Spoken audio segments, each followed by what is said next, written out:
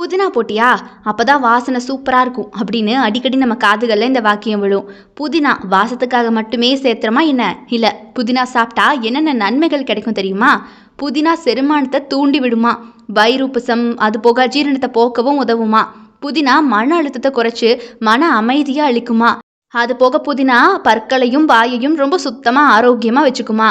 புதினா மூக்கடைப்பு, தொண்டை, கரகரப்பு, சளி போன்ற பிரச்சனைகளை நீக்கவும் உதவுமா. புதினா பார்த்தீங்கன்னா முகப்பருவை குணப்படுத்தி எண்ணெய் பசைய கட்டுப்படுத்த உதவுமா. புதினா ஆன்டி ஆக்சிடென்ட்ஸ் மற்றும் அலர்ச்சி எதிர்ப்பு பண்புகளோட நோய் எதிர்ப்பு சக்தியை அதிகரிக்கும். புதினா டீ குடிக்கிறது உடல் எடையை குறைக்கவும் உதவுமா. அண்ட் வளர்சிதை மாற்றத்தையும் துரிதப்படுத்துமா. புதினா முகப்பரு, அரிப்பு, கிருமி தொற்று போன்ற சரும பிரச்சனைகளையும் குணப்படுத்த உதவுது. புதினா அறிவாற்றல், நினைவாற்றல் மற்றும் மன விழிப்புணர்வை மேம்படுத்துமா. புதினா எப்படியெல்லாம் பயன்படுதுன்னு கேட்டிங்கன்னா, புதினா இலைகளை நேரடியாகவும் நீங்கள் சாப்பிடலாம், அல்லது புதினா டீ, இல்லை புதினாவை நீங்கள் சட்னி பண்ணி சாப்பிடலாம், இல்லை இதர சாப்பாடெல்லாம் இருக்கு இல்லையா, அதில் கலந்து கூட பிரியாணி வகை அந்த மாதிரிலாம் நீங்கள் சாப்பிடலாம். புதினா எண்ணெயை முகத்தில் தடவலாம். அது முகப்பரு, அரிப்பு போன்ற சரும பிரச்சனைகளை போக்க உதவுது. புதினா பற்பசை, அது போக மவுத் வாஷ் போன்ற வாய் துர்நாற்றத்தை நீக்கவும் உதவுது.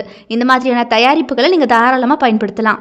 ஸோ புதினா இனிமேல் நறுமணத்துக்காக மட்டும்தான் சேர்த்துறோம், அதில் இருக்கக்கூடிய டேஸ்ட்டுக்காக மட்டும்தான் சேர்த்துறோம் அப்படின்னு நினச்சிக்காதீங்க. புதினாவை நீங்கள் தினமும் சாப்பிட்டீங்கன்னா அதில் உடலுக்கு ஏராளமான பல நன்மைகள் உங்களுக்கு கிடைக்கும். அண்ட் முக்கியமாக பார்த்தீங்கன்னா ஆயுர்வேதத்தில் புதினா இலைக்கு நிறைய இம்பார்ட்டன்ஸ் கொடுக்குறாங்க.